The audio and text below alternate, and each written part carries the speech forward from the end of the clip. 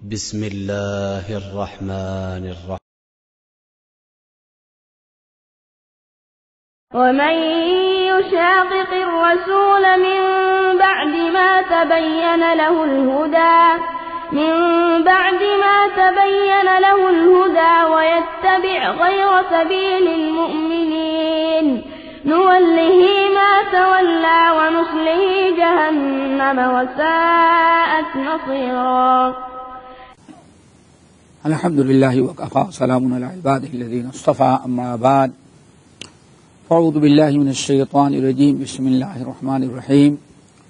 ومن يشاقق الرسول من بعد ما تبين له الهدى ويتبع غير سبيل المؤمنين نوله ما تولى ونصله جہنم وساءت مصيرا. یہ سورۃ النساء کی آیت ہے، بڑی مشہور آیت. اس میں اللہ رب العالمین نے حق اور باطل کا ایک بہت بڑا معیار قائم کیا ہے. فرمایا وَمَن يُشَاقِقِ الرَّسُولَ مِن بَعْدِ مَا تَبَيَّنَ لَهُ الْهُدَى. جس انسان نے ہدایت کے واضح ہو جانے کے بعد رسول کی نافرمانی کی، جس شخص نے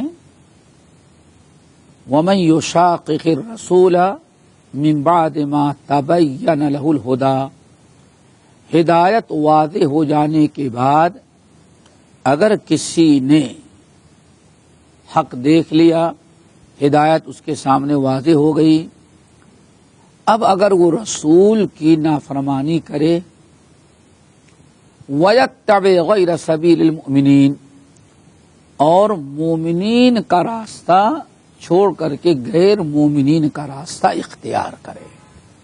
یہی دو چیزیں سمجھنا ہے. نمبر ایک، حق واضح ہو جانے کے بعد رسول کی نافرمانی، اور اس کے ساتھ کیا وَيَتَّبِعْ غَيْرَ سَبِيلِ الْمُؤْمِنِينَ، اور سبیل المومنین کو چھوڑ کر کے غیر سبیل المؤمنین کی اتباع کرتا ہے. اب یہاں سب سے پہلے تو یہ سمجھنا ہے کہ مومنین کا راستہ کیا ہے. ایک چیز کہ آخر مومنین کا راستہ کیا ہے. قرآن پاک میں مومنین کا راستہ جو اللہ نے وعدے کیا وہ یہ انما كان قول المؤمنین اذا دعوا الى الله ورسوله ليحكم بينهم ان يقولوا سمعنا واطعنا. مومنوں کا تو راستہ یہ تھا، اللہ فرمایا انما كان قول المؤمنین، مومنوں کا راستہ، مومنوں کا طریقہ تو یہ تھا کہ جب بھی انہیں اللہ اس کے رسول کی طرف بلایا جائے، انما كان قول المؤمنین اذا دعوا الى اللہ ورسولہ، مومنوں کے قول، ان کا طریقہ تو یہ تھا کہ جب بھی انہیں اللہ اور اس کے رسول کی طرف بلایا جائے، جب بھی اذا دعوا الى اللہ ورسولہ، جب اللہ اس کے رسول کی طرف بلایا جائے تو کیا کہتے تھے سمعنا واطعنا. یہ ہے مومنوں کا طریقہ کہ جب بھی انہیں اللہ اس کے رسول کی طرف بلایا گیا، کتاب اللہ سنت رسول کی طرف، تو حجت بازی، ہیلے بہانے کے بجائے کیا کہتے ہیں سمعنا واطعنا. بھائی ایمان لا چکے ہیں تو سن لیا اور بات مانیں گے. اور اس کی کئی مثالیں قرآن پاک کے اندر ہیں، حدیث کے اندر، قرآن پاک کے اندر. مثال کے طور پر شراب کو دیکھ لیں. شراب، اس کی حرمت اللہ تعالی کیسے تدریجن کی. سب سے پہلے شراب کے بارے میں جب لوگوں نے پوچھا یا رسول اللہ شراب اور جوا حلال ہے یا حرام، تو اللہ نے کتنی پیاری بات بیان فرمائی وَيَسْأَلُونَكَ عَنِ الْخَمْرِ وَالْمَيْسِرِ قُلْ فِيهِمَا إِثْمٌ كَبِيرٌ منافع للناس، اے نبی آپ سے لوگ شراب اور جوا کے بارے میں پوچھ رہے ہیں تو آپ ان سے کہہ دیں شراب اور جوئے میں لوگوں کو فائدہ بھی ہے اور لوگوں کا نقصان ہے. دیکھو کس قدر اللہ تعالیٰ نے وضاحت. واقعی اگر جوئے میں جوا کھیل رہے 10 آدمی، کوئی ایک جیت گیا، ایک کا فائدہ ہوا اور 9 کا نہ، اور اپنے آپ کو گالیاں دینے لگتا ہے، سولی پلٹکاتا ہے، خودکشی کرتا ہے، فائدے سے انکار نہیں. یہی شراب کا معاملہ ہے. شراب کا کاروبار دکان والا تو خوب فائدہ اٹھا رہا ہے، لیکن محلے کے نوجوان بوڑھے جو تباہی بربادی بد اخلاقی پھیل رہی ہے، فائدہ تو ہے، بیچنے دکان والے کا فائدہ بھی ہے، کام کرنے والوں کو جو ہو سکتا ہے کام کرنے والے وہاں جتنی تنخواہ پائیں کہیں اور نہ پائیں. تو اللہ نے انکار نہیں کیا، بس اتنا فرمایا منافع للناس، ان دونوں کے اندر لوگوں کو فائدہ تو ہے کچھ، لیکن وَإِسْمُهُمَا أَكْبَرُ مِن نَفْعِهِمَا، ان دونوں کا نقصان فائدے سے بڑا ہے. تو جس کا نقصان زیادہ ہے نہ کرو. کچھ لوگ تو بات آ گئے. اب پھر سوال ہوا ایک عرصے کے بعد، ہوا یہ کہ ایک صاحب نماز پڑھائے مغرب کی اور نشے میں تھے. اس وقت ابھی شراب حرام نہیں ہوئی تھی. اللہ نے بتا دیا بھائی یہ فیصلہ خود کر لو، ابھی حرمت نازل نہیں ہوئی تھی. نماز پڑھائے نشے میں تھے، کہتے قل یا ایھا الکافرون اعبد ما تعبدون. لا انہوں نے چھوڑ دیا، لا انہوں نے چھوڑ دیا، لا اعبد نہیں اعبدو. اب سلام پھیرنے کے بعد ہنگامہ ہوا، یہ کیا کر دیا؟ پتہ چلا وہ نشے میں تھے. اللہ رب العالمین نے بریک لگایا. دوسرا، پہلا بریک کیا تھا؟ وَإِسْمُهُمَا أَكْبَرُ مِن نَفْعِهِمَا. دوسرا بریک لا تقربوا الصلاة وأنتم سکارى. خبردار نشے کی حالت میں مسجد کے قریب نہیں جانا. اب اگر کوئی آدمی شراب پیتا ہے جائز، اور اگر نشے میں رہا نماز ختم کر دیا تو نماز چھوڑ دیا تو گناہ کبیرہ. اب بریک لگ گیا. اگر فجر کے بعد پڑھے تو دکان نہیں کھلے گی، ڈیوٹی پہ آدمی نہیں جا سکتا. کیوں بھائی؟ 2-4 گھنٹے تو نشے رہیں گے. گاڑی نہیں چلا سکتا، پتہ نہیں کہاں ٹھونک دے گا وہ. اب بریک تو لگ گیا. اگر رات کو پیے تو بیوی سر پہ ہے کھڑی، بچے سر پر کھڑے. اب کافی کنٹرول ہو گیا. آخر کار صحابہ کرام بیکرا کہ بھائی یہ کبھی یہ.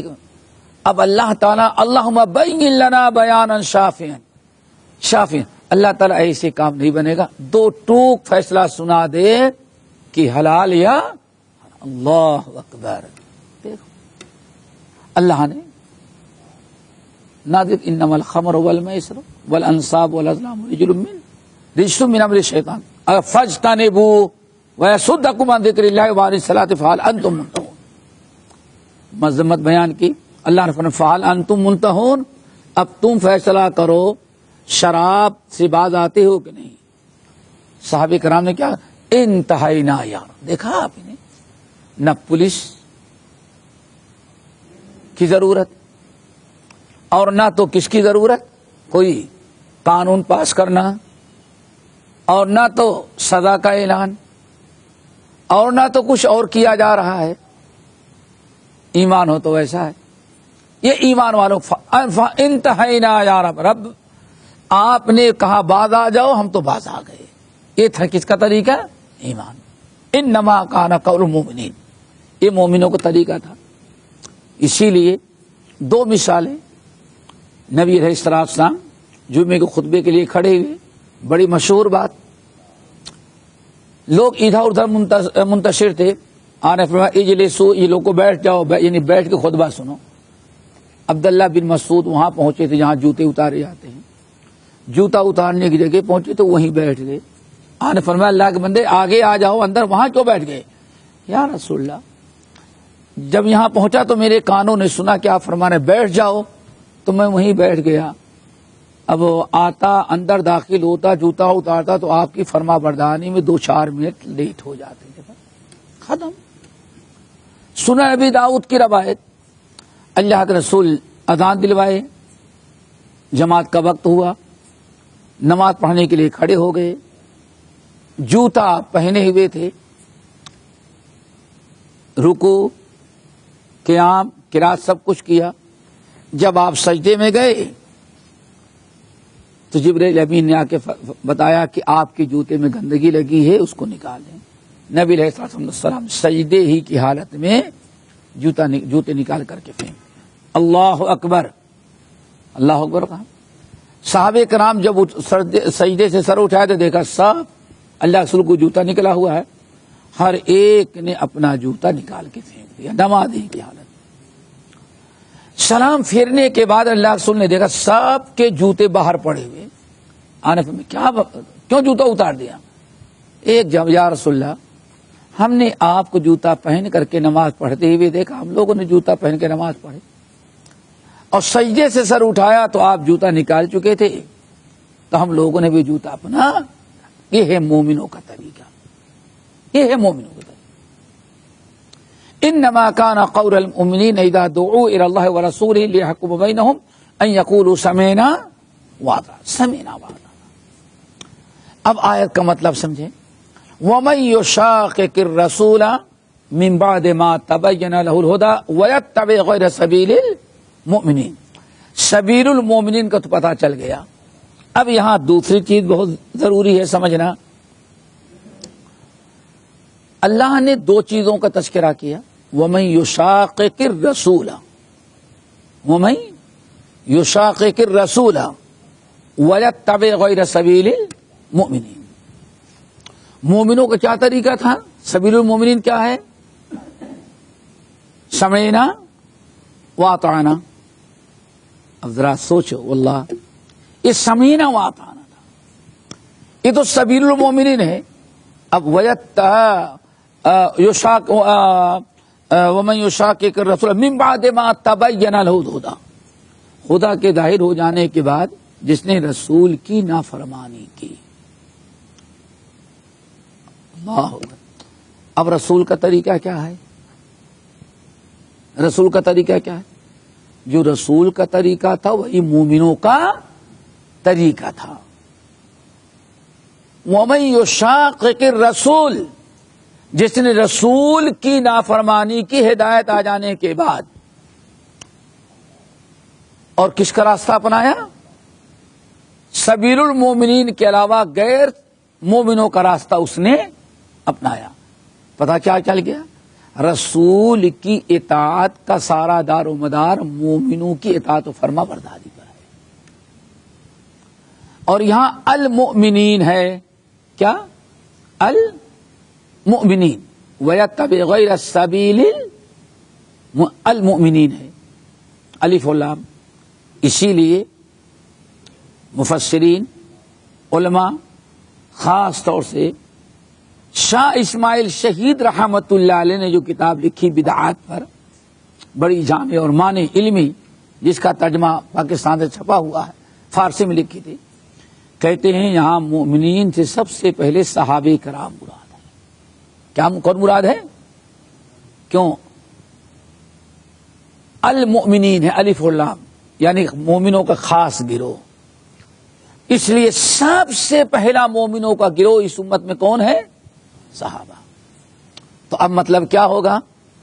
جتنے رسول کی نافرمانی کی ہدایت کے بعد اور صحابہ کے علاوہ کسی اور کا طریقہ اختیار کیا، دیکھا طریقہ کس کا اختیار کیا؟ صحابہ کے علاوہ کسی اور کا۔ نوَلِّهِ مَا تَوَلَّى، جس نے صحابہ کے علاوہ کسی اور کا راستہ اختیار کیا، نولہ ما تولی، اب وہ جس راستے پر جا رہا ہے ہم اس کو اسی پر چلائیں گے. لیکن چونکہ غیر سبیل المؤمنین کے پیروی کر رہا ہے، اس لیے وَنُصْلِهِ جہنم، مرنے کے بعد اس کو کہاں داخل کر دیں گے؟ جہنم. وَسَاءَتْ مَصِيرًا. نتیجہ کیا نکلا؟ کیا نکلا؟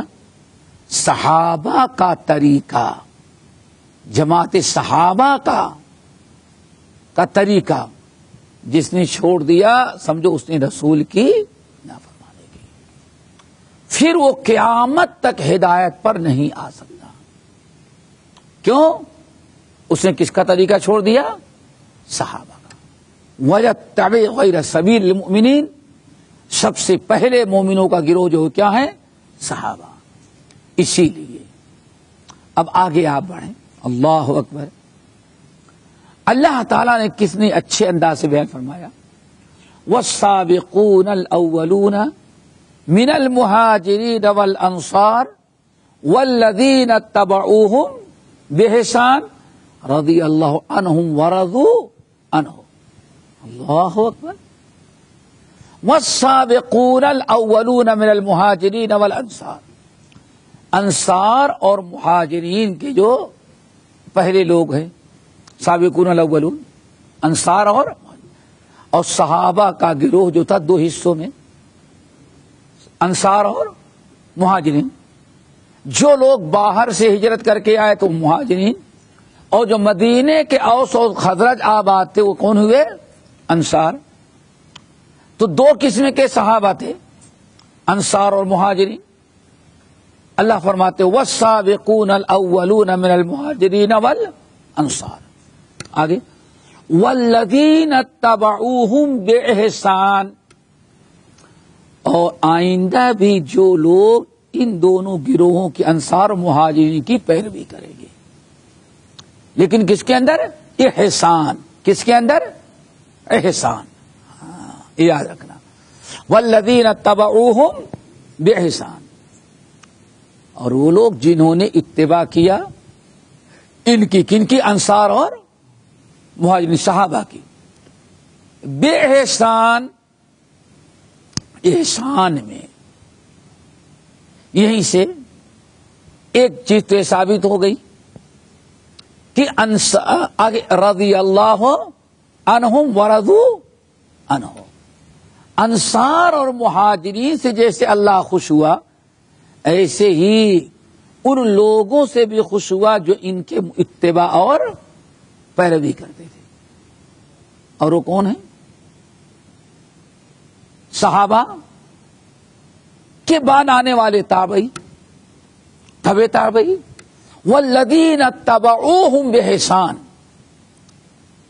یہاں آپ غور کریں، صحابہ کے نقش قدم پر چلنے اور ان کے طور طریقے کو اپنانے کی کتنی اہمیت ہے کہ جس نے صحابہ، ان سے تو راضی ہو ہی گیا ہے، انصار اور مہاجرین سے تو اللہ راضی ہو گیا ہے. والذین اتبعوہم، اور جو ان کی پیروی کریں گے غیر انصار اور مہاجرین، اللہ ان سے بھی خوش ہو گیا. پتہ چل گیا کہ صحابہ کو الگ کر دینے کے بعد کبھی انسان کامیاب نہیں ہو سکتا. اسی لیے کہا جو صحابہ ہی معیار حق ہیں. کیا ہے؟ اب آگے ذرا دیکھو سورۃ البقرہ کی آیت، اللہ نے کیا فرمایا؟ فَإِنْ آمَنُوا بِمِثْلِ مَا آمَنْتُمْ بِهِ فَقَدْ اهْتَدَوْا. اے مسلمانوں، جیسے تم لوگ ایمان لائے ہو، اب قیامت تک جتنے لوگ تمہارے جیسے ایمان لائیں گے وہی ہدایت پر ہوں گے، اور جو تمہارے طریقے کو چھوڑ دیں گے کیا ہوں گے؟ وہ گمراہ ہوں گے. اسی لیے ہمیں اس بات پر یقین کرنا چاہیے کہ کتاب اللہ، سنت رسول پر چلنا ہے. لیکن کتاب اللہ سنت رسول پر اگر کوئی دیکھے تم کیسے چلو گے تو ہم کیا کہیں گے؟ جیسے صحابہ چلتے رہے ویسے ہم بھی چلیں گے. بات بالکل واضح ہو جائے. صحابہ کا مقام مرتبہ. اسی لیے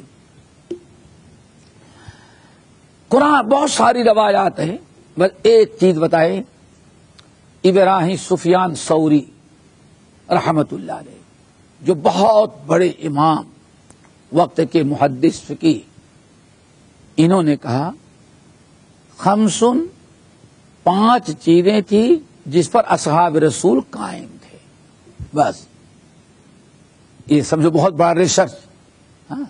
خمسن لوگوں 5 چیزیں تھی جس پر صحابہ کرام قائم تھے، اور اسی سے دنیا میں امن و امان ہوا، اور انہی کی برکت سے اسلام پھیلا۔ نمبر 1 لزوم و جماعت، نمبر 2 اتباع و سنت، نمبر 3 عمارت و مسجد، نمبر 4 تلاوت و قرآن، نمبر 5 و جہاد فی سبیلی۔ بس غور کرو، 5 ہو گئے نا۔ نمبر 1 لزوم و جماعت، جماعت کی سے مل کے رہنا، جماعت، اور جماعت سے مراد وہی جماعت ہے صحابہ اور ان کے نقش قدم والذین اتبعوہم بإحسان، اس کی پابندی کرنا۔ اللہ اکبر، ان کی پابندی کرنا، ان سے جڑ کر کے رہنا، ان سے اختلاف نہ کرنا۔ اسی لیے اللہ رسول نے فرمایا من فارق الجماعت شبرا، جس نے صحابہ سے اس جماعت سے ایک بالشت بھی دور گیا، خلا رفقۃ الاسلام انہوں کی، تو اسلام اور دین کا قلادہ اپنے گلے سے نکال دیا، بس ختم۔ تو لزوم و جماعت۔ نمبر 2 و اتباع و سنت، سنت کی اتباع، یہ بھی بڑی سنت کی پیروی، اتباع۔ نمبر 3 و عمارت و مسجد، مسجد کو آباد کرنا، مسجد سے جڑنا، مسجد سے دور نہ ہٹنا۔ نمبر 4 و تلاوت و قرآن، قرآن کی برابر تلاوت کرنا، قرآن سے جڑے رہنا۔ اللہ، دیکھو کتنی چیزیں، جماعت سے جڑے رہنا، لزوم و جماعت، رسول کی سنت سے جڑے رہنا۔ نمبر 3 مسجد سے جڑے رہنا۔ نمبر 4 و تلاوت و قرآن، تلاوت قرآن سے جڑے رہیں۔ اور نمبر 5 و جہاد فی سبیلی، اللہ تعالی کے راہ میں جہاد، لیکن جہاد شرائط کے ساتھ، اسلامی جہاد، توڑ پھوڑ والی نہیں، ہلڑ بازی نہیں، جہاد اسلامی شرائط کے ساتھ، خلیفہ وقت ہو، اعلان ہو۔ نمبر 2 اعلاء کلمت اللہ کے لیے ہو۔ نمبر 3 اخلاص ہو، سمجھ گئے نا۔ نمبر 4 حاکم جب حالات کو دیکھ لے گا کہ ہاں کس وقت کیا کرنا ہے، اولو الامر جو ہیں، پھر اس کے بعد یہی 4-5 چیزیں تھی جسے صحابہ کرام جڑے تھے، اور انہی 5 چیزوں کی برکت سے دنیا کو فتح کر لیا۔ اور آج لوگ انقلاب لانا چاہتے ہیں، ان 5 چیزوں کو چھوڑ کر کے ڈائریکٹ کرسی پر اٹیک کرنا، اٹیک کرتے کرتے کہہ رہے گئے، مندر دھلنے تک پہنچ گئے، لیکن کامیابی نہ ہوئی۔ اللہ تعالی عمل کی توفیق نصیب فرمائے۔ باقی انشاءاللہ آئندہ